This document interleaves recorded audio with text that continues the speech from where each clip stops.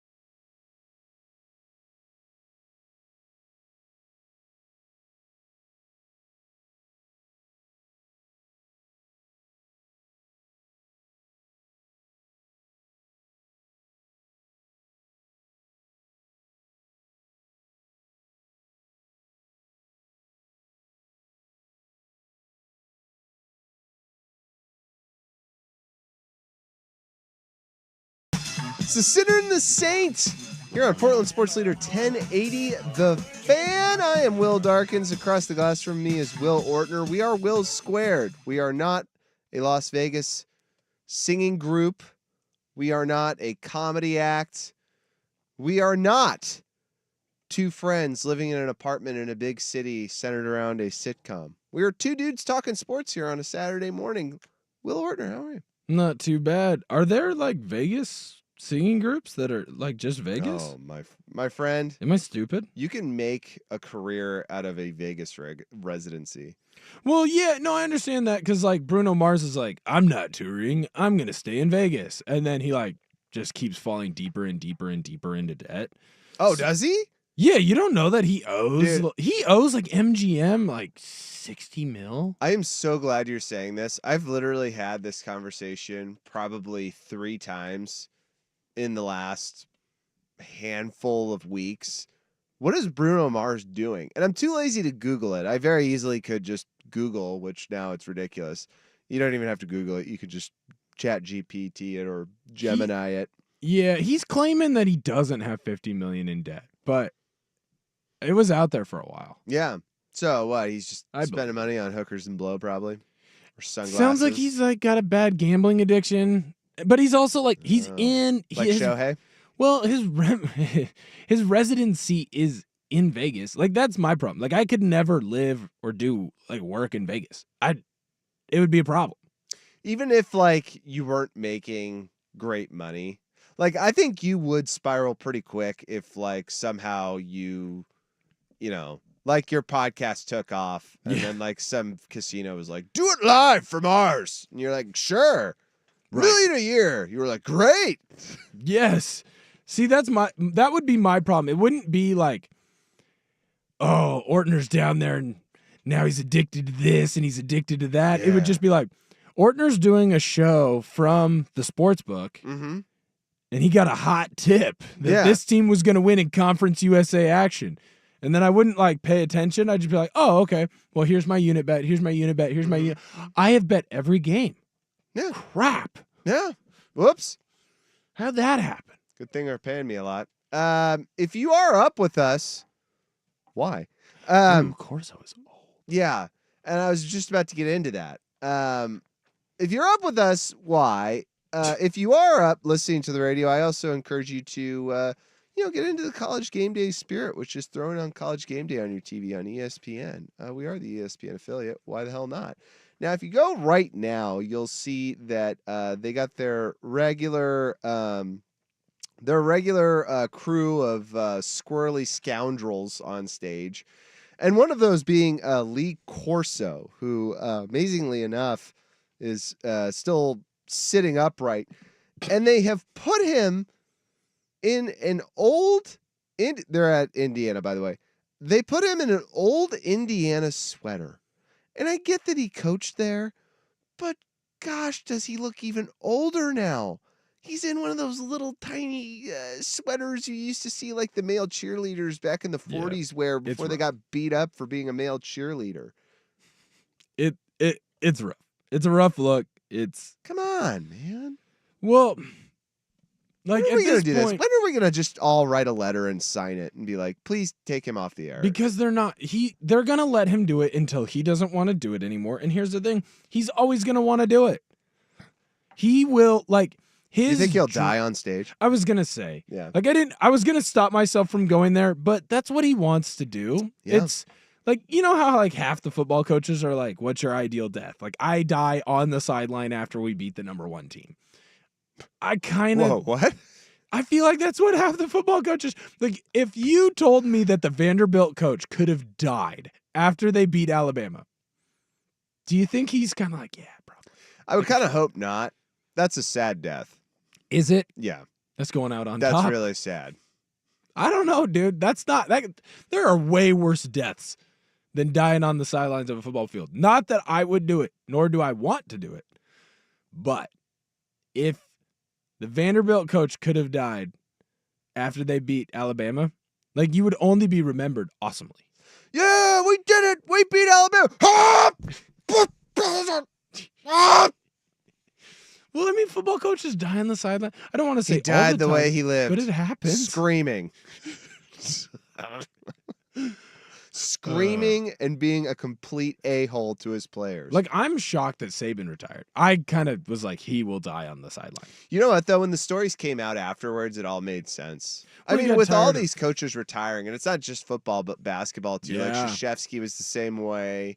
The dude from Virginia, who's like... who's like 55 and just retired and is like, dude, you're in coaching prime and you quit because you were basically like, I hate NIL and I don't want any part of it. By the way, I respect that move. My favorite part, though, is the week before at ACC Media Day, one of the reporters was like, do you talk to your buddy Jay Wright? How's he enjoying retirement? And he's like, I haven't talked to him in a while. And then a week later, he's gone. He called Jay Wright and was like, hey, what's up, man? How's it going? Oh, you're on a beach right now? Yeah. Oh, you're going to fly to New York once a week on Saturday so you can talk about the big college basketball, and they're going to pay you the same amount that Virginia's paying me, and you don't have to kiss 18-year-old ass? Yeah.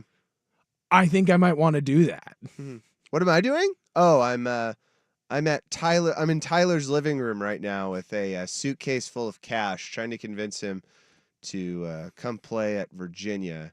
Though it's a little difficult right now because he's having trouble with his girlfriend and his family's dog just died.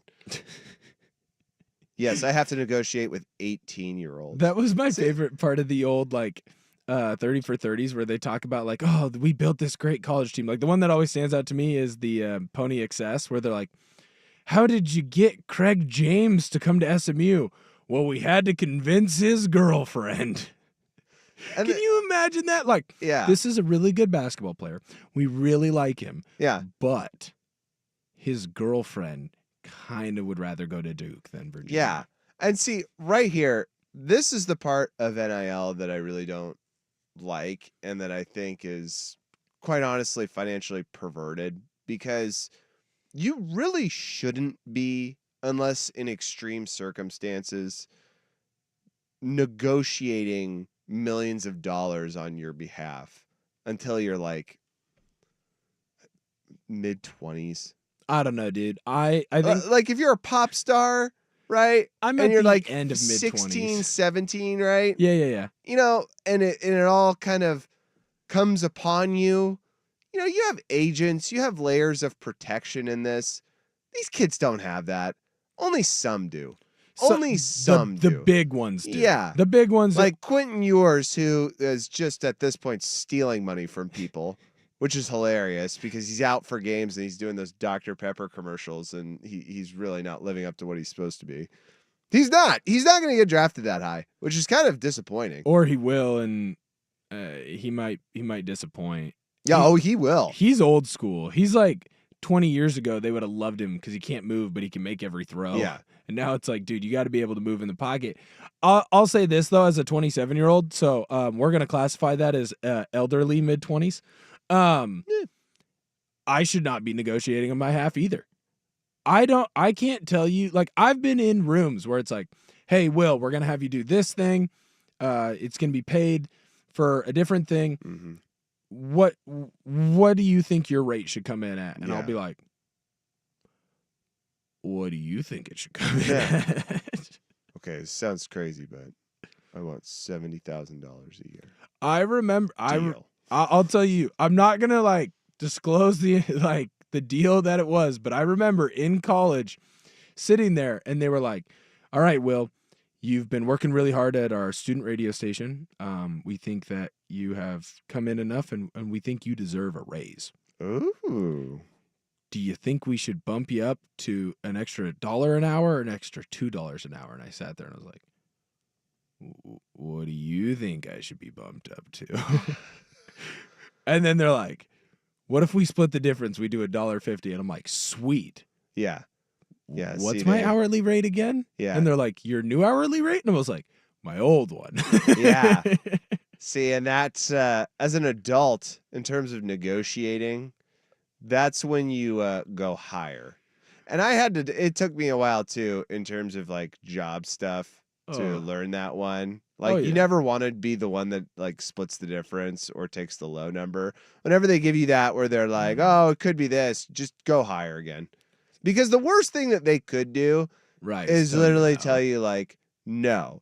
And they're also not going to be put off by the idea that you went higher. They're not going to go, well, we're never talking to you again. They'll just go, no. And then you go, okay, I'll go lower from that. But then it's still higher than the max of what they were offering. See, and that's If you fair. just keep moving down like that, you'll eventually get to them. Right. See, because as like a college kid, I was just like, You don't know. I don't even know what I No. make right now. No. I just know that I get a check every Yeah. 2 weeks. And the first week that I get the check, I can buy the fancy beer. Yeah. I can buy Coors Light as opposed to Keystone or Natty.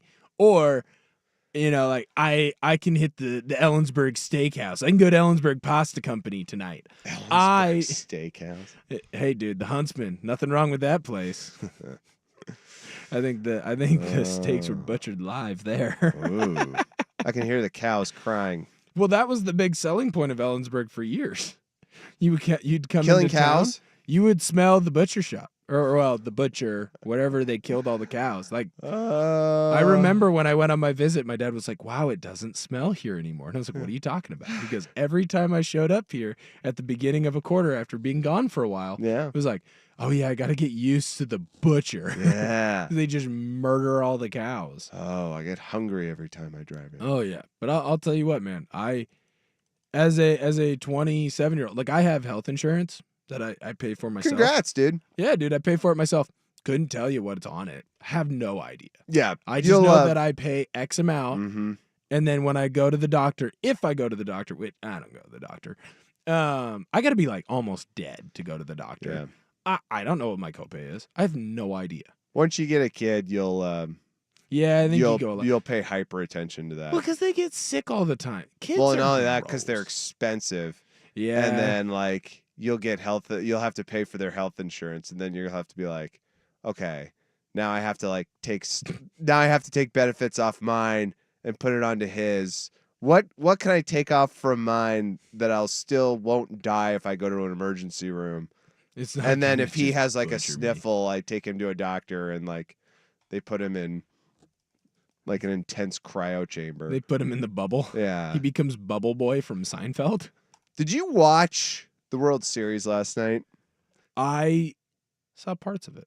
I saw the replay. I was out coaching high school football. Oh, nice. Big Hawkinson Hawks win, dude. 50-30. What up? Nice job, Hawkinson. Thank you. You group of scallywags. This was my first Hawks. World Series that I actually like intently watched because I started watching baseball this That's right. season. You're a baseball guy. I'm kind of baseball guy now, and I got to tell you, man, I am so glad I watched that instead of the Blazers. I got the air quotes almost beating the Pelicans. Because I'll tell you, it was awesome. It had everything. It had Shohei Ohtani hitting a strange triple that, like, when they threw it into the infield, it just kind of bounced and nobody was around it. And he was like, oh, tight, I'm just going to go third. And then it had a friggin' walk-off grand slam. It was dope. I loved the World Series. It was the perfect cap-off, except for the fact the Orioles didn't make the World Series. It was the perfect cap-off for me for my first season of watching baseball, especially because now have the hate for the Yankees ingrained in me. Ooh, smart. They're Gotta despise them. part of the division, so Yep. I gotta hate them. But I really enjoyed it quite a lot, and I enjoyed not having to pretend like I care about a Portland team who, in their first game against Golden State, can we just fire Chauncey Billups? Really? I mean, come on, really? You Feels like that's where it's going. Yeah, I mean that should be. They can just fast track it. They could probably do it by game 15. I He think. might leave before they do. He might just say, yeah, I'm good with this. I know. He tried to. He tried to leave in the offseason. Where? Where's he gonna go? I think Who the he's hell's gonna hire him Well, as a head coach? Dude, he can't develop. He went into that job for whatever reason thinking Neil O'Shea would keep his job and that Damian Lillard would just get better. And he was like, oh, okay, cool. So Damian Lillard, who's an established veteran, and there's like 4 other established veterans on this team, like they're going to be pretty good, and I can ride this out for a couple years, and then I'll learn how to develop players. He literally has no clue how to develop players. Scoot Henderson looks completely lost. Donovan Clingan looks terrible, he went into it. which is awful because he should be better. He got that job and he was like, this is a championship team. They're going to surround me with good players. Or not a championship, but at least a playoff team. That's what he went into it thinking. And then within like 20 games, they flipped it on him, which I do think is kind of a disservice to him. You're a coach. That's what you're supposed to do. You're supposed to adapt. Like, I don't know, man. You know, there's a difference between that and like Monty Williams, right? Like Monty Williams went into that thing full on knowing this is a dumpster fire. Now, could you have predicted it was that bad of a dumpster fire? No. But dumpster fire nonetheless. I don't know. I'll get in more than that. Maybe an hour or two. Sweet. That was good. Sweet. Great. Hot Blazer Awesome. talk, dude. You got to wake me up at 5:30 for this bull crap. I have to go listen to Will do this. 4:30, dude. 4:30. I had to get a shower in. I didn't shower last night. I had to get a shower in. Nice. Look at you. Dub. You are an adult, sir.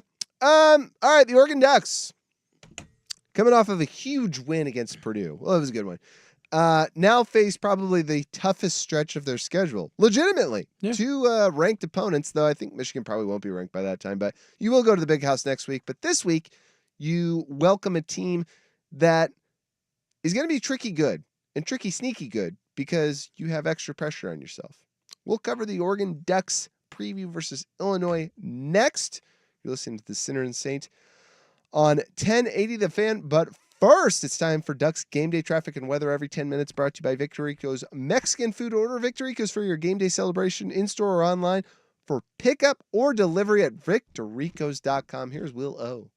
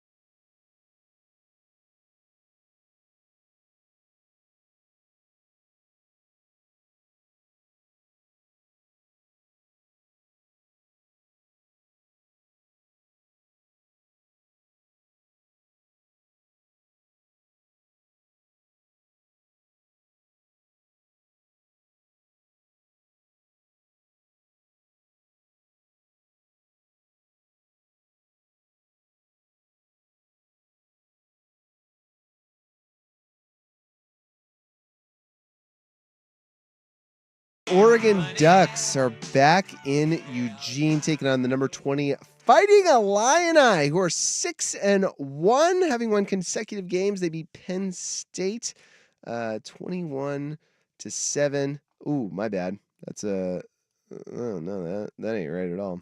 They lost to Penn State. Oh, they lost to Penn State. Yeah, sorry about that. Losing to Penn State 21-7. They had beaten Purdue and Michigan before that.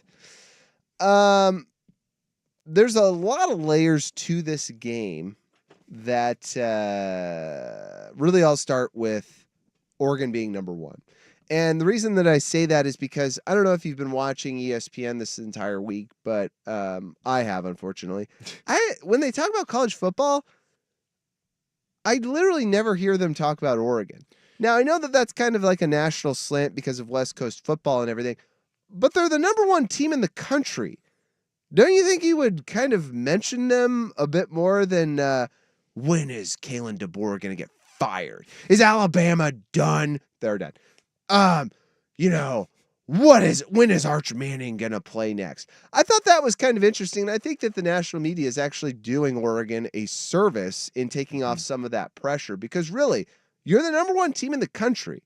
You now are hitting the toughest stretch of your schedule, if you could call it that, because you don't really have a tough stretch per se. It's just these two games at which you play the Illini at home, who are ranked, that are pretty good, that have a quarterback who Good has defense. good defense. You have a quarterback who has a top 10 EPA passer rating. And you're then next week going to the Big House against the Michigan team that, despite probably not being up to par for your talent, you're going to the Big House, dude. That's big time. You might be the number one team going into the Big House against a Michigan team wanting to prove themselves on a national stage. Because now that you're number one, every single one of your games are a national fixture. They're a big deal. Yeah, they're a big deal. So I think more than anything else, rather than, breaking down Jordan James and his, nearly 6 yards per carry, or the fact that Illini have, they've allowed 145 rushing yards on average. They're third to last in the Big Ten, by the way, in run defense. So Oregon might kick the crap out of them today. They might. Well, they've done a good job against Michigan and against Penn State because I've had money on those games, so I've watched those. Good. Both times on the Illini. They do a really good job defensively of the bend but don't break. They give up a lot of yards, but in the red zone, they find a way to get stops. Yeah. Like against Penn State, I want to say Penn State averaged like 4 yards a rush against them, but they never busted the big play. And so then eventually Penn State made a mistake and Illinois was able to get off the field. That's what they do. That's what they're built for. Do I think they're going to be able to do that against the Ducks? No, not necessarily, but they also have a quarterback over there that can throw the football all right. Like against Michigan, you look at his passing stats and you're like, really? Like I should be scared of Luke Altmaier? But every single time that they needed a big-time throw, he made it. Or if they needed a big-time run, he scampered for it, and he got a first down. It was 3rd and 5, he'd have a run for 7. It was 3rd and 2, he'd find the out route, and they'd get 4. He just did a good job of controlling the pace of that game and making sure that his team was in manageable situations to get first downs and to keep the clock moving. This Illinois team is smart. Bielema is smart. He's won a lot of football games with Wisconsin or Illinois type talent where, hey, you're not going to be the most talented team in the Big Ten, but if you play a certain style and you can get into rock fights with teams, you're going to win games that you shouldn't necessarily win. I don't think that they can come out on top necessarily of the Ducks, but it wouldn't shock me if at halftime this is a 1-score game. It wouldn't shock me if it's 10. Yeah, I'm in total agreement with you on that, and also the fact that you're gonna have you're gonna have a collision course between two strong suits with both teams. Now, one of which being the fact that Illinois ranks 124th in allowing tackles for loss, meaning Altmaier doesn't get touched all that much. No, good O-line. Good O-line. Now, on the flip side of that, the Ducks defense and their front seven are really, really freaking good. They get pressure. Yes, They've do. had 111 hurries on opponents so far this season. That's a lot. So that's going to be something to watch, as well as the fact that you're going to have two very strong suits of teams kind of going at it. Now, will the Illini be able to handle the Autzen Zoo? Probably not. I don't know that it gets as loud though as it did for Ohio State. I don't think it will. Probably not. When you like the Ohio State game, it was billed like it was going to be that all year long, and so they came into it ready to go. Yeah. The Illinois game, like I wouldn't say that Illinois is the surprise team of the Big Ten. They're just not. Indiana is, but no one expected Illinois to be where they're at right now, unless you're like a diehard Illini fan that's like been breaking down Luke Altmaier tape. Well, dude, I think it's going to be crazy there from now on, and the reason I say that is because they're they're the number one team in the country, and that again, and they deserve it. Yeah, and they do deserve it because they have the resume to prove it. They've kind of worked themselves back up from the early season doldrums. Again, they're undefeated, by the way. Yeah. But nearly losing to Idaho, nearly losing to now a Boise State team that looks a lot better in hindsight. Right, playoff team. Playoff team. Heisman hopeful, which, by the way, hour 2, we'll get into that. Mm-hmm. Does Ashton Genty really, how does that work? How does the math work in him winning the Heisman? But I don't think there's been enough kind of focused on that, is the fact that this is the number one team in the country, and the national media kind of hasn't caught on to that yet. I mean, they know about it, obviously, but they're not really talking about Oregon all that much. And I would figure that this might be a game they would want to talk about quite a bit in the national media, more than Navy and Notre Dame. By the way, I want to watch that, and I want to watch Navy kick the crap out of Notre Dame. Hope they do. Which would be awesome. I think Army's your better shot for the Service Academy to beat them. I think I wonder at times if the reason that they aren't talking about Oregon quite as much is because of how much Oregon dominated the offseason. Like, remember when Oregon, they had the duck coming down the river in Indianapolis? Big Ten Media Day, yeah. Everyone was talking about, hey, well, they got to get used to Big Ten football. Can Oregon play Big Ten football? Yeah. And then Oregon's like, well, can you play Oregon football? Oh. We're different. And so I wonder if, Oregon dominated the offseason so much that, they kind of wore out of it. Yeah. And then I also think, especially with college football, the people that consume college football content the most, they're down south. And so right now, if you look at the SEC, you have ultimate chaos. You have an LSU Texas A&M matchup that is technically for first place. It's not technically, it is. It's for first place in the SEC. And best case, I think maybe the winner is third in the conference. It's the third best team in the conference. And so I think because of all the losses that you've had in the SEC, every single fan base down there still believes that they have a shot at getting into the playoff because the SEC is going to get 4 or 5 teams. Yeah. And so I think that it's easier for them to have the conversation about Kalen DeBoer, or it's easier to have the conversation about, is Georgia back? What do we do with Arch Manning? Do we need to should Alabama fire DeBoer? Because those people are going to tune into it, and they're going to tune out of kind of Oregon content. And are you going to get more West Coast fans tuning in just because of the Oregon content? I think the West Coast college football fans, I would consider myself one of those people. I listen to a college football podcast probably once a day during college football season, and I have a variety of different ones, and obviously I'm listening to the 10A The Fan content on it as well. Obviously. Corporate overlords, hear us. But I think that I'm more of the anomaly down here, where I think in the South you might get more of it. And so that's why they're just going to beat the drum. Tosh.0 back in the day had a great bit where it's these are the states that can't afford to have an NFL team. And so they treat these college football teams like an NFL team. Yeah. And when you get that type of response and that type of love, it's easy to go, hey, let's talk about Kalen DeBoer being fired. Kalen DeBoer's not going to get fired this year. They're not that bad of a team. They have some struggles, right? It's not a great defense. They're not going to fire him after 1 year where he has 2, maybe 3 losses. If they lose 4 games. I don't think they fire him. I don't think they fire him, but I think they are so effing insane down there that they go hot seat. And they go, if we are not 4-0 to start the next season, you're gone. I think they could fire him next year, 100%. Yes. Yeah, I agree with you. That a little trigger. Happens, unless he loses from here on out. But right. Yeah, I think you're hot. 4 losses the first year, you're hot seat because the expectation. It's different than when they hired Saban. Because when they hired Saban, Alabama football had gotten to the point where it had become irrelevant nationally.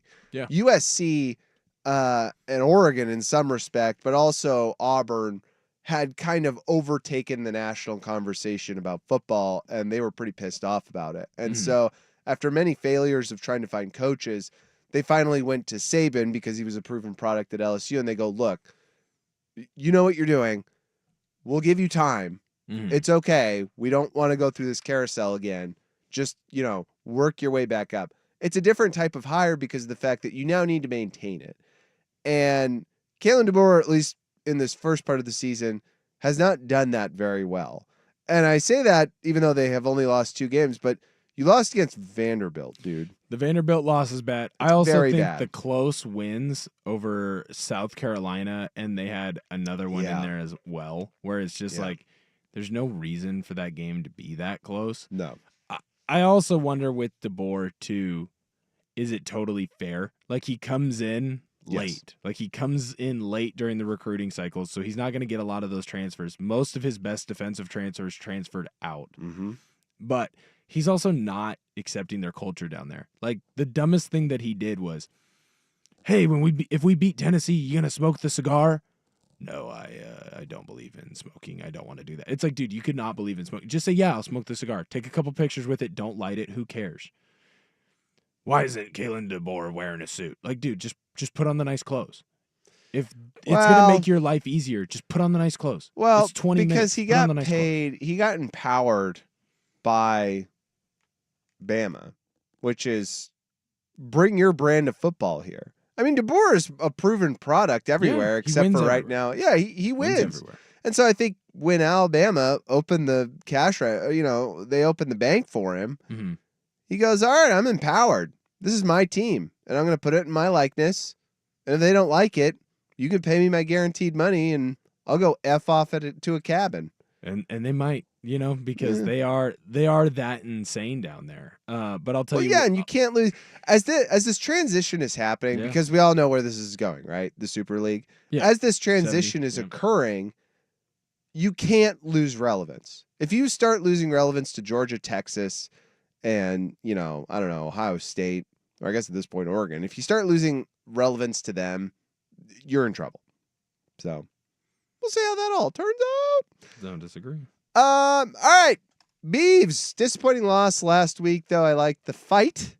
Let's talk about their matchup with Cal next. You're listening to the Center and Saint on 1080 The Fan, but now it's time for Ducks Game Day traffic and weather every 10 minutes, brought to you by Victorico's Mexican Food. Order Victorico's for your game day celebration in-store or online for pickup or delivery at victoricos.com. Here's Will O. Thanks, Will. Right now, it's going to take you about an hour 41 to get down to Autzen. You got a couple of slowdowns just north of Salem and one, it looks like, just north of Albany. When you're coming out of the city, make sure that you're going the speed limit because it looks like there's a couple Smokies in Portland. For your Ducks Game Day weather, right now it is 54 degrees in Eugene. Looks like it's going to be right around 67 for game time. Partly cloudy for when the Ducks take on Illinois. And now we're going to go back to Will for the news.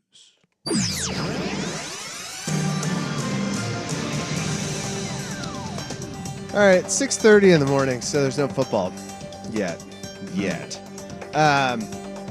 But kind of reliving over that World Series game one last night. One of the moves that is being speculated by Yankees manager Aaron Boone was throwing Nestor Cortez in there to close out in the 10th. Cortez, as my viewing experience was watching the Orioles play them this year, he's more of a starter or middle reliever, and so the Yankees, I think, as the series went saw the series might be going on longer, thought, okay, let's just get him in here and try to get out of this thing.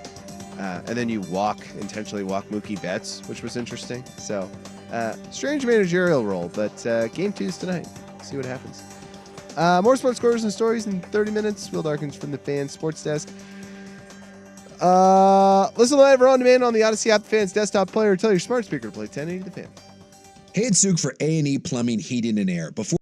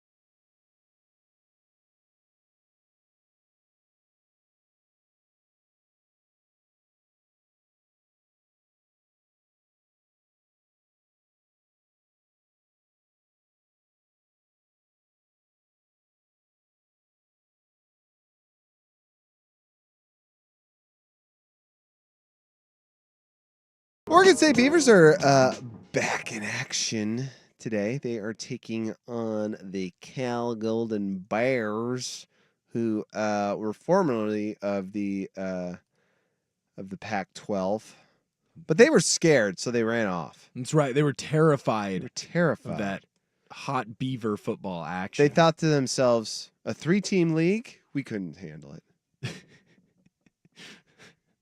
We couldn't deal with having to play 2 different teams twice. I don't know if you can tell, but I'm pretty frustrated by the fact that we're in a 2-team league. Well, no, now it's like 6, and sometimes it's 8. Sure. It's 7, and then sometimes it's 8. That's what it is. Oregon State lost to UNLV last weekend, and I didn't really expect too much from that game because of the fact that I knew UNLV was really good coming in. Now, I was really encouraged by the fact that we were in it pretty late. And you fought back. And we fought back, and the running game is starting to solidify itself, even though Jam Griffin is out. Your defense is getting a little bit better. Not on the front. Secondary's playing a little bit better, but You got a ton of injuries, though. Yeah. Like, you're getting guys back. Yeah. Now, I will tell you that this is way better than my wildest expectations for this team this season. Really? Yeah, I actually expected just 4 wins. Really? Now, they could lose every game going out, but I believe you have San Jose State and Air Force coming up after this, and Cal is coming on. What's that? You'll go bowling. You'll get 6. Yeah, and that's kind of what I thought was like the watermark. I was like, if you could hit a bowl game, that's great. Dude, there was so much working against this team heading into this season. New head coach, quarterback leaves, best offensive weapon leaves. A lot of offensive linemen go for the draft. Dudes transfer. You get thrown off by this conference realignment. Though you're playing lesser opponents talent-wise for the most part, you're still kind of thrown off by all this. So in my mind, like if you can win 6 games, that's great. And I consider that a victory. Cal, you have a very good chance. Now, I will tell you from experience playing at that stadium, it's strange. It's strange because not a lot of people go to the games. It's huge. It's but there's huge. No one there. But no one really goes. And there's It's a very lot of strange. people disguised as seats, Yes. as my grandpa Wilbur would say. Yes. I believe the Tampa Bay Rays implement the same strategy. Yes, they do.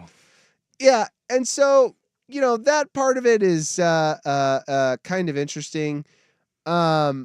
Looking at Oregon State's season kind of going forward after this, you have 2 games where you should win. San Jose State's not great. Air Force sucks. Then you play 2 teams that one of them is vying for a playoff spot at the end of the season, and you could play upset perhaps against Boise State. Probably won't happen. They're more talented. Washington State, who is 6-1, and people don't seem to talk about all that much, which kind of blows my mind. They have the same record as Boise State. So, again, I don't know what you thought. I know what my brother thought. My brother was like, oh, yeah, 7-8 games, easy. We went. I was like, Dad, I wouldn't be barking up that tree. I didn't think 4. I would have thought in the ballpark of 7 to 8 just because of the schedule that you're going into. And I know you lose a lot of guys, but I like Bray. I think Bray is a good coach. He is. He's doing a great job he first has year. built a defense over there because he's been the defensive coordinator for the last couple of years that I think you can be successful with. Like, this isn't the first time that his defense has had some of the best players get nabbed. I understand that it's the first time where a vast majority of them got nabbed. But, I mean, going into last year, you had Omar Spates. That dude was an all Pac-12 guy. And then he gets plucked off and goes to LSU because of the transfer portal. And so I feel like Bray is a guy who understands how to build a winner at Oregon State. And, yeah, you're not going to be able to get quite the same talent that you used to be able to, but I still felt like he would be successful. And you look at the schedule.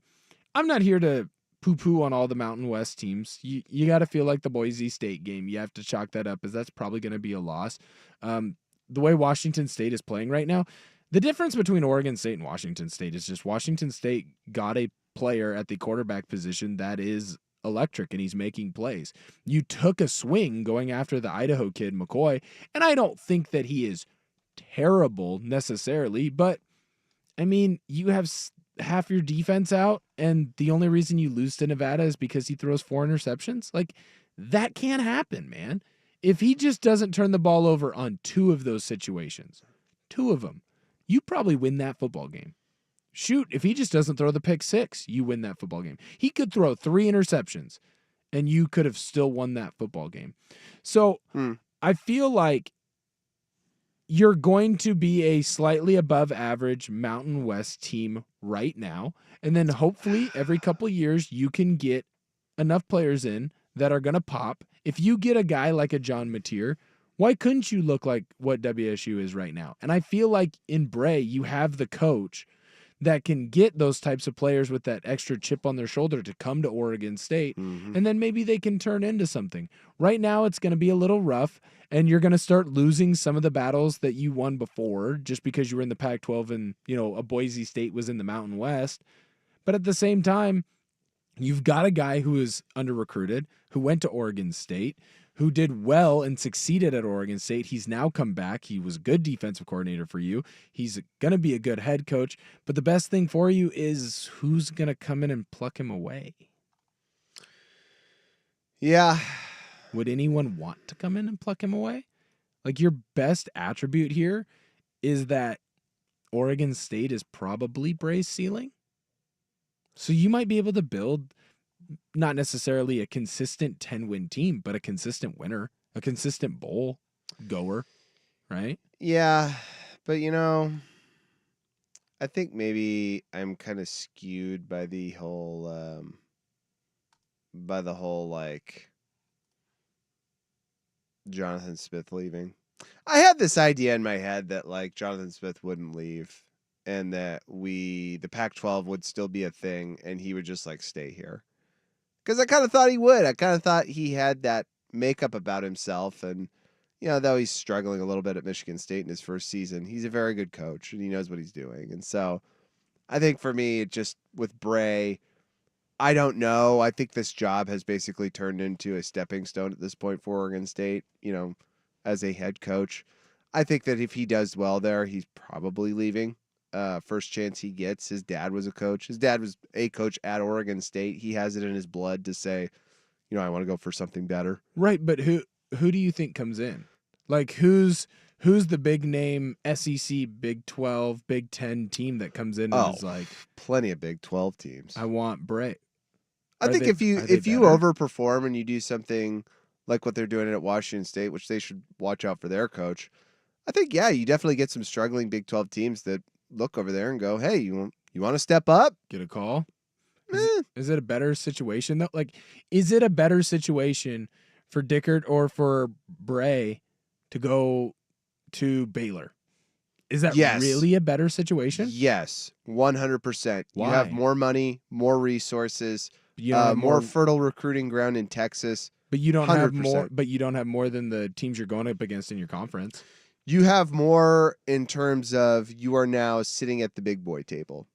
That is the crux of why this But is you're so. a smaller boy at the big boy table. That is the crux of why this is so depressing. Is the fact that you're irrelevant, dude. Washington State's 6-1. They should be ranked. They're not. Nobody knows they exist. Yeah, right. I mean, Nobody nationally. It's because your loss is to Boise State, and right now, Who's people love ranked? Boise State. Yeah, but again, UNLV went into that game last night with one loss, and they weren't ranked. Yes. Again, this is what I'm talking about. You could lose one, yet you have to be perfect, and you're ranked 17th and have a Heisman candidate. That's Boise State. Yeah, I mean, but If you're Baylor and you have one loss right now, you're ranked for sure. you're ranked. 100% you're ranked. Maybe not high, but you're ranked. And so if you're a coach at Washington State or Oregon State, you're jumping for the opportunity to get out of purgatory. Because that's what basically the Pac-12 is at this point. Until those teams actually sign on the paper and say, I'm going to join that conference, which, by the way, even if that does happen, you are still getting lost in the mix. I don't know. I mean, I hear what you're saying. Yeah, You're a I bigger might have boy. a bias. No, I know. I kind of bias. I fluctuate between thinking like you and being my natural pessimistic form. But anywhoosie. Yeah, for me, when I look at it, sometimes the grass isn't always greener. Not to steal a quote from Dan Lanning, but you're not the big boy anymore. And Big boy. Shoot, you might not even be the biggest boy in the size that you're at right now. Want to see that boy. But I still feel like if Boise State slips up, WSU's right back in the conversation because Army, Navy, they're probably going to lose to Notre Dame. Boise State if WSU runs the table, but Boise State has a loss, they have to be in the conversation. The only reason they wouldn't be is because maybe they win weekly. They're winning a bunch of one-score games. I don't know. I think that there will be continued paths for you at WSU and at OSU to get to the playoff. It's much harder, obviously, but I still feel like the teams that go and pluck the Trent Brays, that pluck the Jake Dickerts, you're in the same situation. You're just in a conference that gets at least one automatic bid. So is that really better? Spicy discussion. And it's carrying over onto the Vancouver Ford text line, which is 503-864-6326. Vancouver Ford. They treat you right before, during, and after the sale. Visit them at vancouverford.com. Somebody saying that, are you part of Scale Marketing? I don't even know what that is. I had to Google it. What is it? I forgot. I've been hitting Well, that just a look lot. again. Well, fine. I don't want to do it. It was like, I don't know. It's like Scale Marketing. Here's the bad part. I technically have a marketing degree. Nice. Well, it's like How's it been going? sports marketing. I don't use it. Yeah. But I I don't have use two- my communications degree. I guess I I was do. gonna say this is about as close as I get to my journalism degree. Yeah. I have 2 degrees. I don't really use either. A You scale are a journalist. marketing strategy allocates resources efficiently, uses data-driven insights, and can adapt and optimize market activities to maintain or improve results as a business grows. So I don't know how I'm accidentally doing that. All right. Coming up next is Good versus Evil here on the Sinner and the Saint. You're listening to 1080 The Fan. Time for Ducks Game Day traffic and weather, though. Every 10 minutes brought to you by Victorico's Mexican Food. Order Victorico's for your game day celebration in store or online for pickup or delivery at victoricos.com. Here is Will O.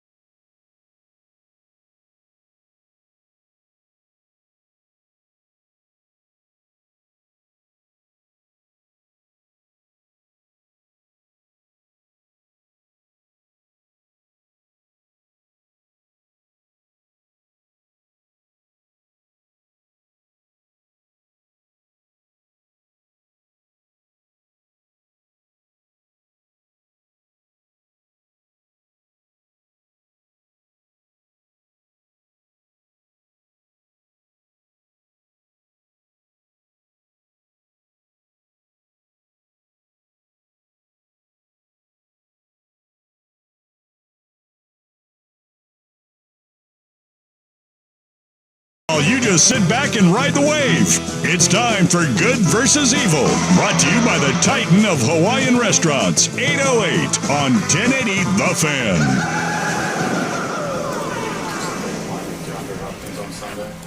Probably, yeah. It was only a couple days of practice. How do you look to it? He did, he did a good job. He's in the process of going through everything. So everything he does is the first time, but he's got the experience with relative plays. So There's Andy Reid being out of breath after getting up out of a chair. Let's begin with the Kansas City Chiefs trading for DeAndre Hopkins. The Chiefs desperately needed help at wide receiver with two of their starters, Rashee Rice, Hollywood Brown, out for the regular season. Hopkins only 15 catches, 170 yards this season, though season before he had over 1,000 yards catching, the Will Levis effect. Does this help the Chiefs any more than they are helped now?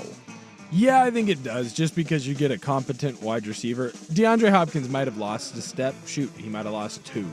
But I think he gives Patrick Mahomes a legit target that he doesn't really have anymore. And Travis Kelce, year after year, continues to take steps back and back and back. Look, man, I get it, Travis. You're getting to go around the world with the most famous pop star in the world right now. I'd be doing the same thing. He's trying to play himself back into shape. And look, he's going to make a big catch here or there, but he's not the same player that he was last year. And last year was maybe 80% of what he once was. So when you get a guy like DeAndre Hopkins, hopefully it rejuvenates his career. But I'll tell you right now, he wasn't a guy that only got open because he was faster than everyone. He isn't a guy who only got open because he was stronger than everyone. He can run crisp routes. He understands defenses. It'll take a couple weeks, but he will become a main target for Patrick Mahomes. And then I'll tell you right now, for whatever reason, Hollywood Brown will magically be healthy by week like 15 or 16. And then all of a sudden, you get into the postseason and everyone will be making plays, and we're going to be talking about, are they going to be the first team to three-peat? Well, they're getting ready to play a Super Bowl against, like, the Lions. Yeah, obviously it's been frustrating. Last few years just going through stuff that's kind of outside your control. And unfortunately, I've had a lot of practice at this, which is just frustrating. But, man, it's so good being back out here playing this game again. And I just love these guys. Going into work each day has been a joy. There's pride of the Athletic Northwest, Cooper Kupp. Another big-name receiver could be wearing a different uniform. The Athletic reported earlier this week the Rams are speaking with teams about a potential trade for Cooper Kupp, and they hope for a second-round pick in return. Kupp was Offensive Player of the Year and a Super Bowl MVP in 2021, though he has battled injuries every year since. This report, since this report, the Rams beat the Vikings on Thursday Night Football. Does this trade still make sense to you after that win?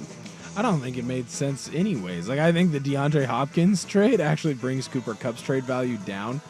He's getting older. He gets beat up all the time. I mean, Kansas City, they gave up, a fifth that could turn into a fourth for DeAndre Hopkins? Yeah. Cooper Kupp's like, a year or two younger? Like, to me, it doesn't make much sense. He's also been beat up. And it does hurt me a little bit inside to be like, Cooper Kupp is old. Because, I was in college when he was in college. So. It's because you're old. He was a fifth-year senior, and I was a true freshman. So we're not going to go that far. But it doesn't make sense to me for a team unless you're like that one guy away. And the team that was truly one guy away, the Chiefs, they traded for Hopkins and not for Cooper Kupp. I think that the Rams leave it together and they take a run at it with this crew and just hope that Nacua and Kupp can stay healthy at least through the season. Because otherwise, what team is one wide receiver away right now that's in the hunt for the playoffs? I don't see it. All right, my man. You ready for the favorite story of the week? Let's do this thing. This one comes from the world of snack foods. Your headline. Goldfish, familiar? Yeah, I've heard of them. They're changing their name to Chilean sea bass. Why? Well, I'm going to tell you why. The Pepperidge Farm snack is tweaking its name because of rebranding purposes.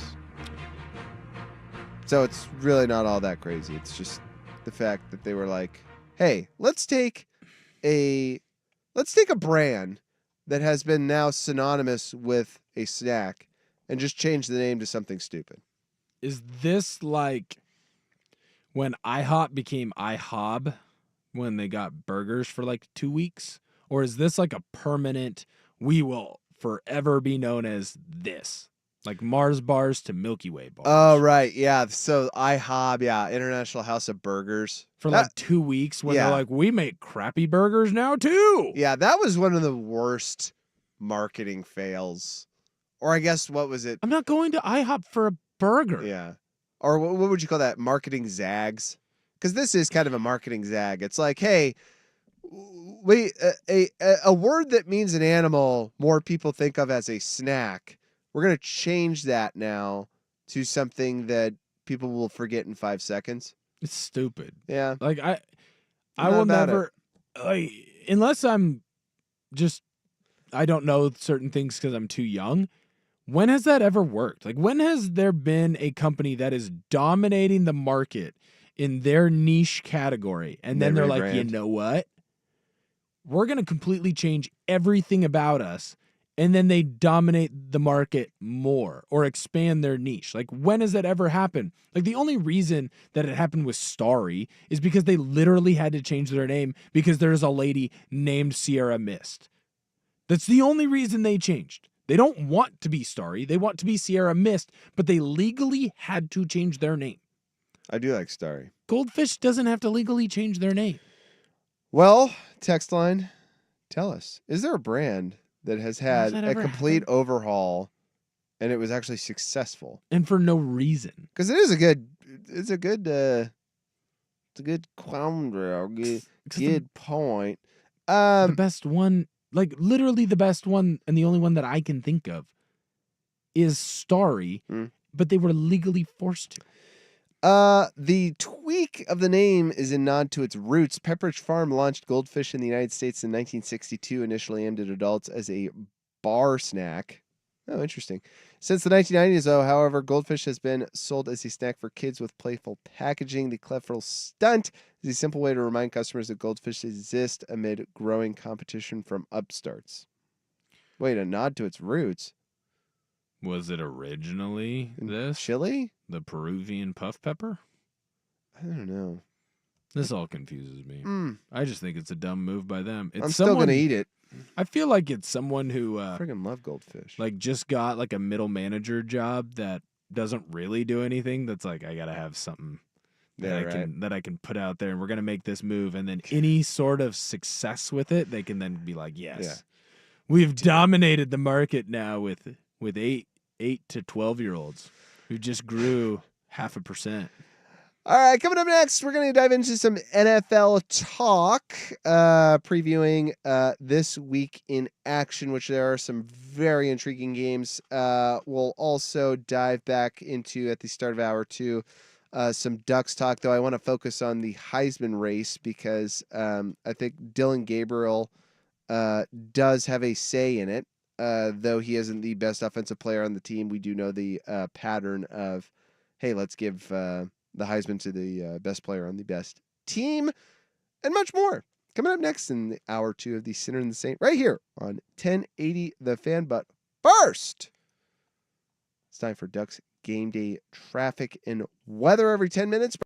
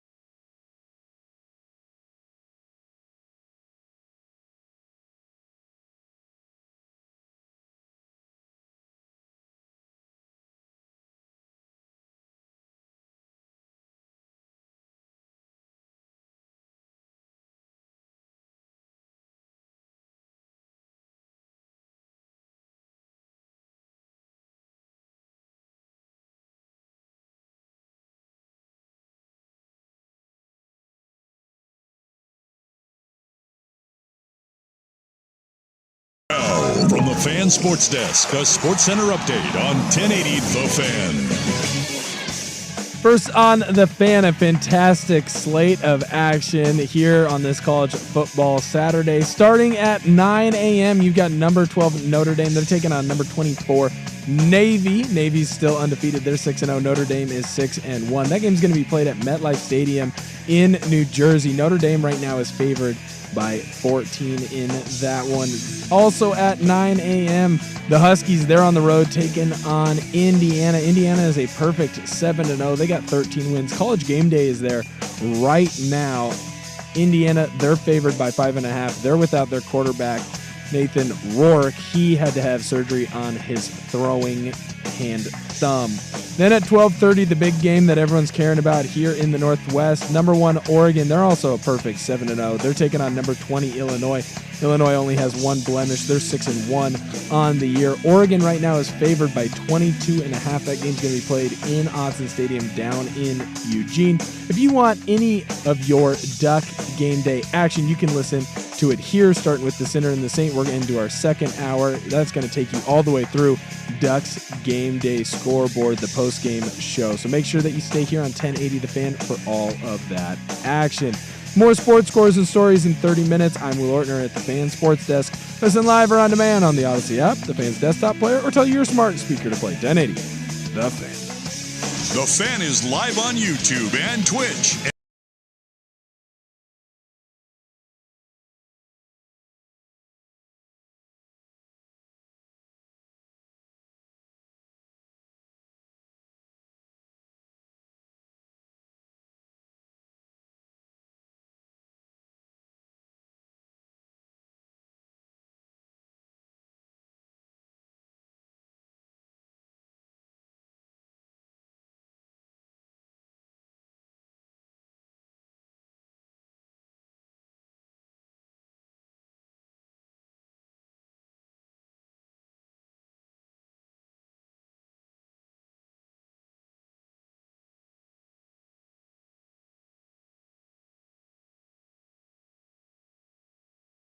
That the nose test didn't.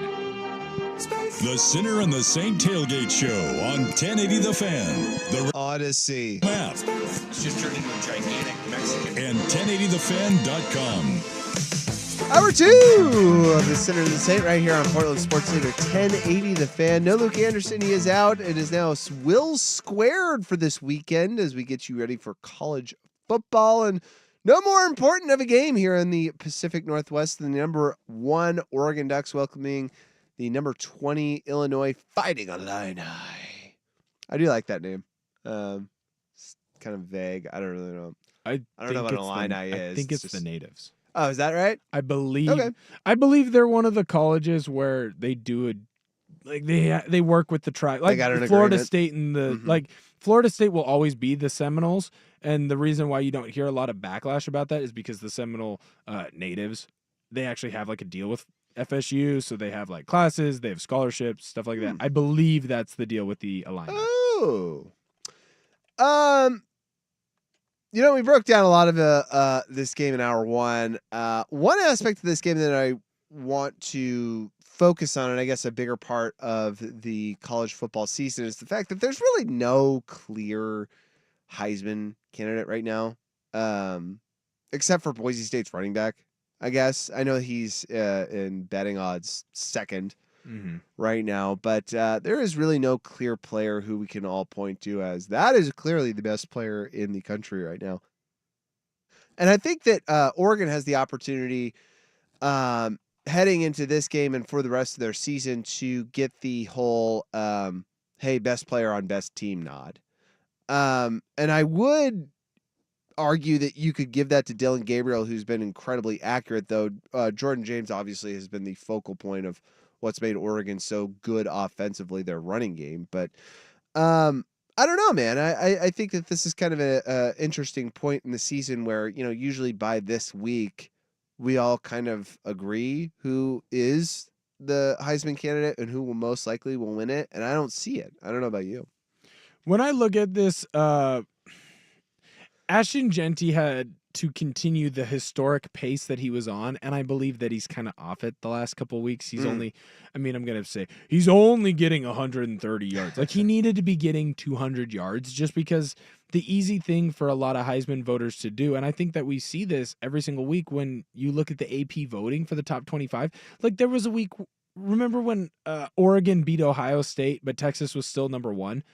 There were voters that were like, we're going to put Penn State ahead of Oregon. Like, Oregon beat Ohio State goes back, Penn State goes ahead. Yeah. And so I think there are times where there are voters that either legitimately don't watch all of the games, and so they're not going to vote for certain players like Ashton Jeanty, or their bias is so great that they look at the Mountain West and they're like, it's so weak, he has to be performing at such an astronomical level. I feel like no one's really ran away with it. I think there are a lot of opportunities for a lot of different players to go out and earn it, and Dillon Gabriel's one of them. You're going to be, right now, you are the quarterback of the best team in the country. Will you be there at the very end? Maybe, we'll see, right? But if Oregon keeps winning the way that they are, and he keeps playing the way that he has been, I think that there's a pretty good shot for him to win it. Now, he's going to have to beat the Miami kid, who, to me, Cam Ward! Cam Ward should be the favorite.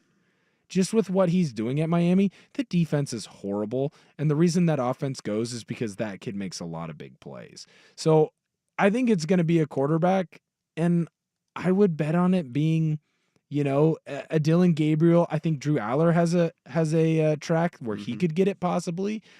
Or I think it's Cam Ward, and I think the way that Cam Ward's been playing this year, I'd be pretty shocked if he's not in New York at minimum when it comes to Heisman voting time. Here's top 5 betting odds right now, according to FanDuel Sportsbook. At the top is Cam Ward, plus 180. Dillon Gabriel, plus 320, though he's tied with Ashton Jeanty. Plus 1,400 is Travis Hunter from Colorado. And then you got Cade Klubnik from Clemson for whatever reason. He's been actually playing pretty well. Sure, whatever. I don't want Clemson to have anything nice, so maybe that's just a bias. Fair. Actually, that is a bias. Fair. Yeah, Travis Hunter is another one where I'm kind of perplexed, I guess, by why we're giving it so much attention. Yeah, he plays both ways. Whatever. It's pretty difficult to do, but I also think that you're seeing why. But you're seeing why he won't win the Heisman. Yeah, because he's hurt. He's hurt, and two, like, it's too many games. I hate this gimmick of he plays both ways. I really don't like it, because truly what made Charles Woodson just obviously a Heisman winner, it was the kick return at Ohio State. That was it. I remember as a little kid watching that kick return at the very last game of the season against Ohio State, the kick return, or the punt return rather, for a touchdown, and thinking like, that guy's winning the Heisman. And that's what everybody else thought, because it was a moment. And again, this is what Heismans are about. It's about moments, really. Right. There are times where you can win the Heisman Trophy with overwhelming statistics. Last year. Yes. Yeah. There was no Heisman. Jane Daniels. When's the last Heisman moment? The last Heisman? Let's look at Heisman. Like, the winners. one that sticks out to me, always will stick out to me, is the Johnny Manziel beating Alabama. Like, that's his Heisman moment. The play where he fumbles the snap, yet he still catches it and somehow gets out of a sack and then throws the ball to Mike Evans for a touchdown. Like, that's always going to stick out to me. Who has the last Heisman moment? Caleb Williams. There wasn't much. No, like he was just the best player, and it was obvious. Bryce Young, there wasn't much. Devontae Smith, 2020 I toss out because it was COVID. Well, again, he was just awesome. Yeah. And again, there's no specific one. 2020, literally in almost all sports. I don't even. 2019, Joe Burrow was awesome. Now, Joe Burrow, and there is a moment, and it was the Georgia game. It was the SEC title game where he friggin' got out of 3 defensive linemen sacking him and threw the ball pinpoint accurate 30 yards downfield. When it was like, everybody already kind of knew he was going to win it, but after that, I was like, holy crap. He was unbelievable. Yeah, this guy's an alien. You had Kyler Murray before that, which was the same thing. He just had disgusting stats, so it was like, just give it to him. Same with Baker. It was the same thing. Lamar Jackson, there were too many to count. That dude was a a walking highlight. Which then makes him just a stats guy. Yeah, but dude, like go back and watch. Like it was Yeah, Lamar Jackson's Heisman year was just like disgusting. I'm not He dumping made on people any look of them. just stupid. I'm like, not. Yeah. Yeah, and I hear you. It's just I think this goes back to my distaste of Lincoln Riley was the fact that he got 2 Heisman winners in a row. But if you go back and watch, it's literally just them sitting behind a really good offensive line, And they're playing Big And- 10 opponent, yeah. Big 12 opponents that just weren't very good. yeah, and tossing the ball 20 yards downfield. I remember Reggie Bush's Heisman moment. Reggie Bush just outrunning the entire city of Fresno. Every Yeah, the single time Fresno, they handed the ball the off Bush to him. push, Yeah. Oregon basically going from one side of the field all the way to the other Yeah. to score like a he had all these 20-yard moments. TD. I mean, And even the national title, he did have a moment, the jumping from 10 yards out into the end zone. yes. So he didn't play very well. That's probably holds second to Vince Young. Vince Young scores 4th and 5, but Right. yeah, man, it There's just it felt like back in the day you had Heisman moments. I remember Johnny Manziel's Heisman moment. I remember Jameis Winston where he had a game where he only had two incompletions or one incompletion and it was a pick. I remember thinking it was so crazy that every ball that left that dude's hand didn't touch the ground. It was an interception, but it didn't touch the ground. well, even Mariota, I remember the stiff arm against Oregon State because Yeah. and then also leaping over a dude at Oregon State. Those were kind of the solidifiers for me. It also felt like a little bit with him. It was like him and Winston were the best 2 quarterbacks 2 years in a row, and it was Winston got it last year because he won a national and he isn't playing as championship. well this year, so It's Mariota's turn this year. yeah. And I mean, his stats were stupid. I mean, I don't know. Maybe I'm overvaluing the Heisman moment because there was a run for 2 or 3 years where it's oh my God, Heisman moment, he won it, and I know he won it week 10, you know, or hey, I know this guy won it week 11, and I just don't know that there's been that Heisman moment since COVID minimum, I think Joe Burrow was your last. which is pre-COVID. Yeah. So COVID, I just, dude, that COVID season, I don't take it seriously. I watched a decent amount of it. The problem is that no one really cared, and No. half of the country didn't they played half a season. And And if you're a Duck fan, you'd rather forget it. yeah, you won the Big or Pac-12. Well, you lost to Oregon State. That is true. Ben Branson tearing his hammy. Hell Still yeah. found a way to win. Let's go. Gritty. But it does only show the fact that Duck fans don't care about our rivalry. Fair. And you only won the Pac-12 because the UW game got canceled. Oh, that's right. And they had to do practice at a park. I remember that. Yeah. That's such a strange season. That really will be future generations when they ask. That will be the asking moment, right? I was playing college football. When everybody was like, During get COVID. off the field. Dude. Have you ever had football practices where you're not allowed to touch? Because I have. We had you had the visor and you had the mask on. And the O&D line could not be closer than 5 yards apart. No one has had better film sessions than I did that COVID fall. I never got yelled at once. I was always in the right spot. Was the blocking You couldn't touch. was it like pantomiming? Pretty much, yeah. It was That's great. one of the funnier things we did was having a blitz pickup session. Yeah. Get him.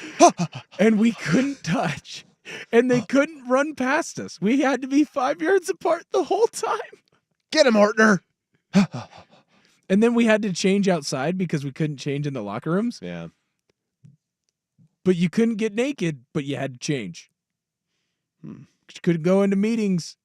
You had to have meetings in the gym because everyone had to be socially distanced far enough. It was a wild time. All right, let's pivot to the NFL. Great slate of games this weekend. We'll break some of those down here on the Sinner and Saint coming up next, right here on 1080 The Fan. But first, it's time for Ducks game day traffic and weather every 10 minutes, brought to you by Victor Eco's Mexican Food. Order Victor Eco's for your game day celebration in store or online for pickup or delivery at victorecos.com. Here's Will. Oh!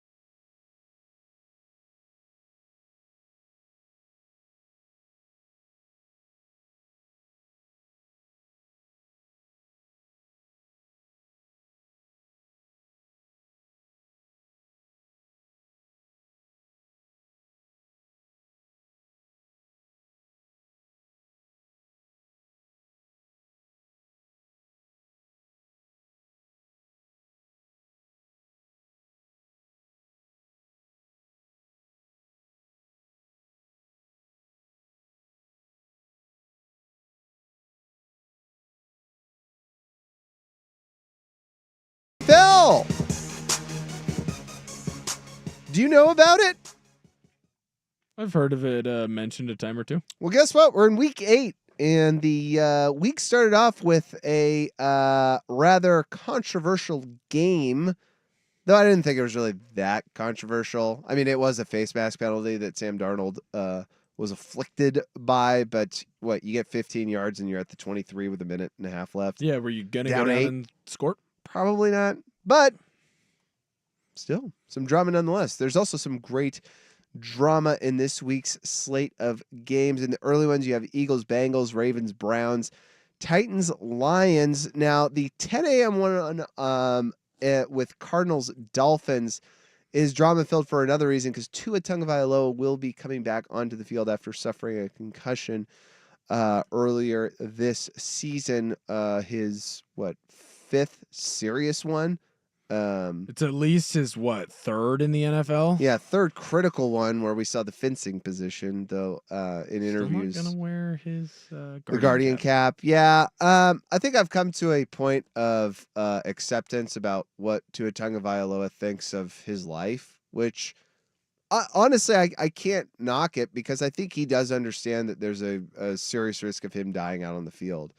And I think he's okay with that. And I think he's come to peace with it, honestly. And, he's playing a sport that he loves. Who am I to tell him different? I guess. That's kind of where I'm at on it. Like, he is an adult. This isn't like a high school kid situation. I mean, or even this a college kid. kid. A college kid. Like, he's an adult. Now, I think Tua and I are the same age. I think we're both 27. Ooh. He might be 26. He might be Let's a little try bit it. younger than me. He's made all the money that 26. 26. Mhm. Okay, I knew we were around the same recruiting class.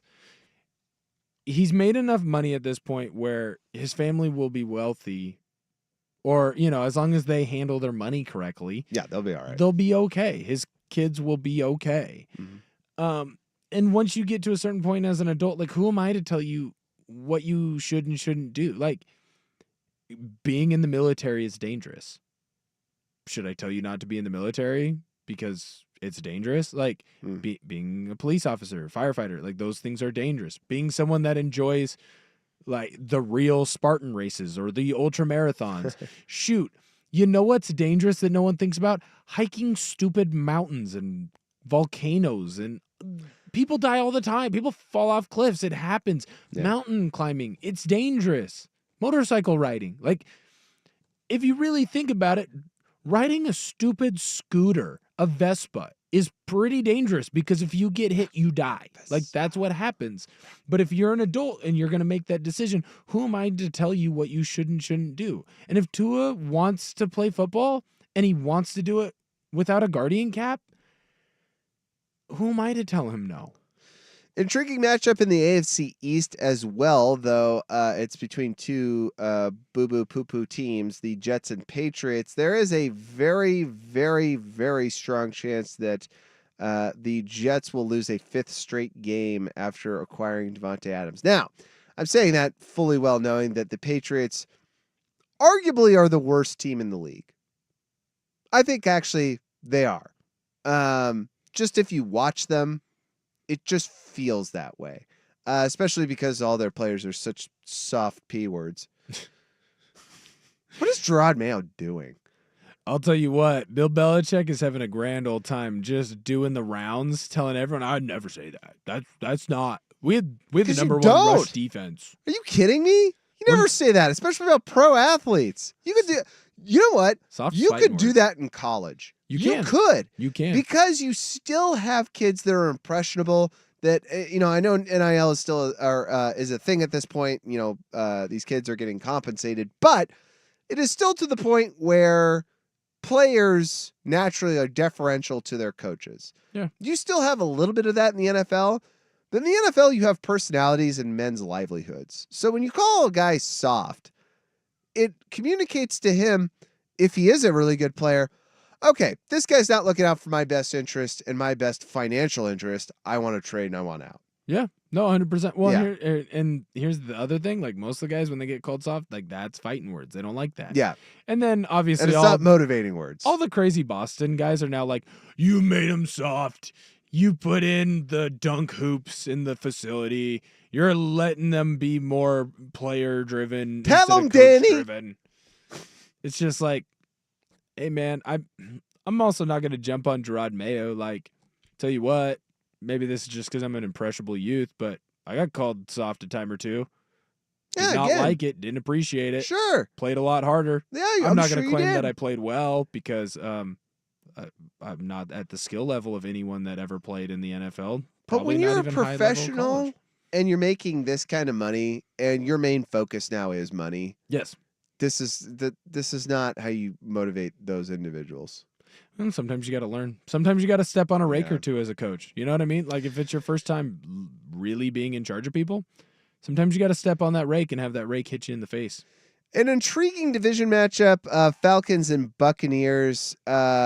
Both of these teams are in such weird places because of the fact that, like, it kind of felt like once they got Cousins, Atlanta was a shoo-in to win the conference, though division rather. Though the Buccaneers are still playing good football, even though they got their doors blown off by They lost by the the Ravens. Ravens. Yeah, I mean though the score looks a little bit closer. They got the absolute ass beat out of them.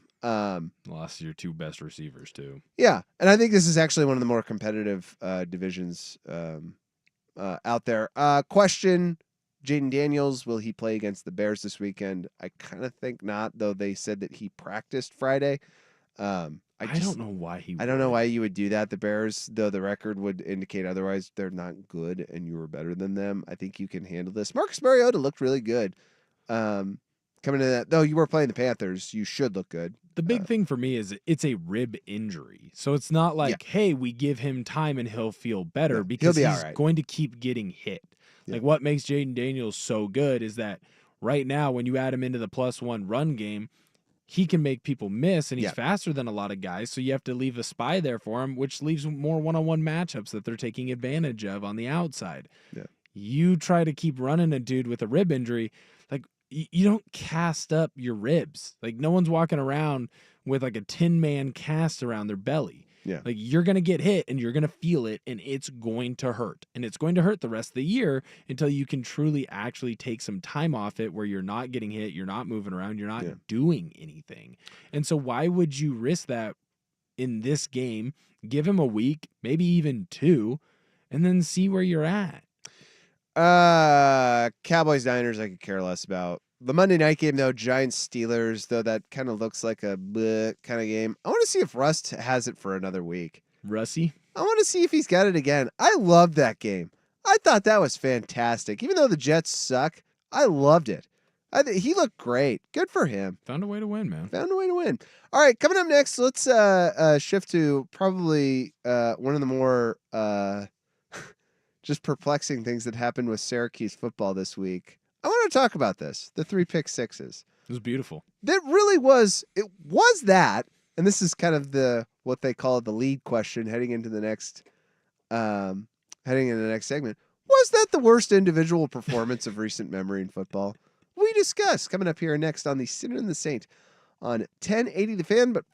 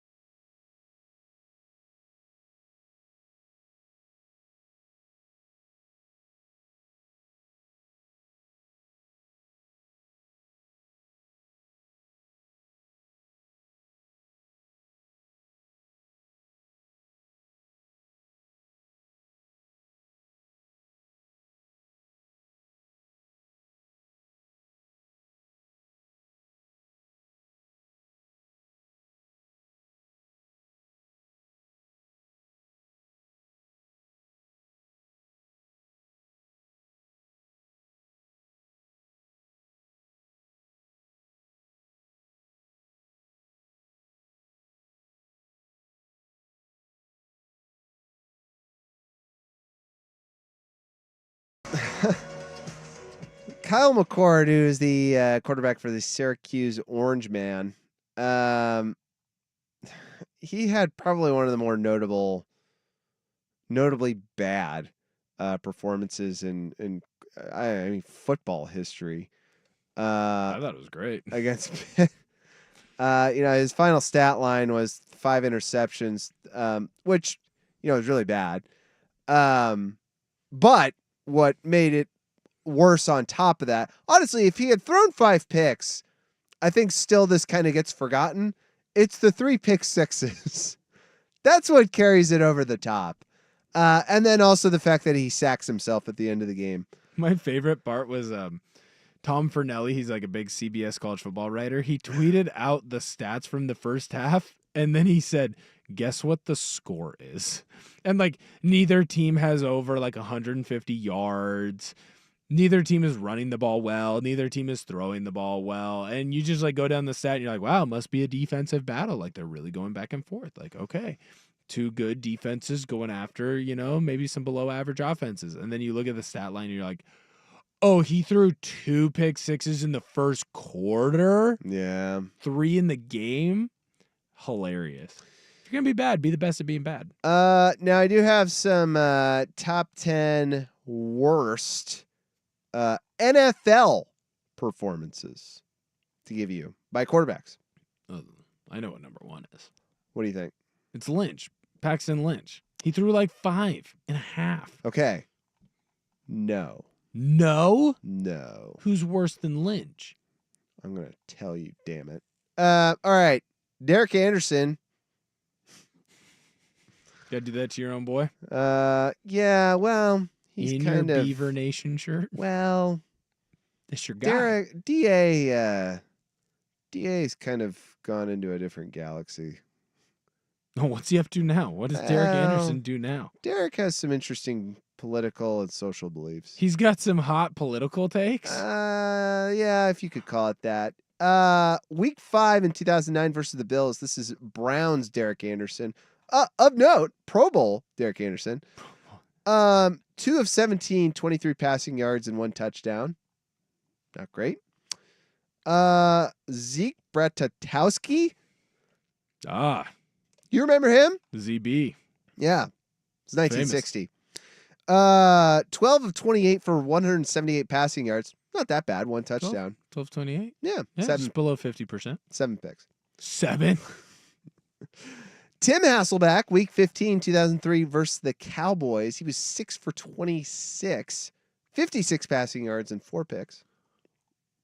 Why was he in the game? I just remember him in Madden and like doing the old like fantasy drafts, and then you'd be like, oh, Hasselback. I can get a Hasselback at the very end of the draft. Oh, he ain't bad. It's Tim. He sucks. Peyton Manning hits this list, and it's not early Peyton Manning, by the way, not rookie Peyton Manning, which you maybe might expect. This is late stage capitalism Peyton Manning, 2015. 5 of 20, 35 passing yards and 4 picks. This was Peyton Manning with no shoulder. That's the end of it. That's the last season of his career. He wasn't very good. That makes sense. Jim Hardy. This is 1950, week 2 versus the Eagles. 12 of 39, 103 passing yards, 1 TD and 8 picks. Yikes. I'll skip up a little bit because there's Rex Grossman and Jake Delhomme. Who Sexy Rexy was his stat line. I loved Rex Grossman. You want a Sexy Rexy stat? I do. He was 14. This was week 6 in 06 against the Cardinals. 14 for 37, 144 passing yards, 4 picks and 2 fumbles. Not great. Sexy Rexy. That is one of my first 1080 The Fan memories is just Sue calling him Sexy Rexy when I was like in kindergarten. And just being like, that's awesome. Ryan Leaf is number 2 on this list. This is Ryan Leaf for the Cowboys. So second part 2, Ryan Leaf? Ryan Leaf, Electric Boogaloo? He was 1 for 15 with 4 passing yards, 2 picks, and 3 fumbles. That's a complete. That's the worst ever. That's horrible. That's pretty bad. 1 completion. He had more. That was 4 yards. He had more fumbles than completions.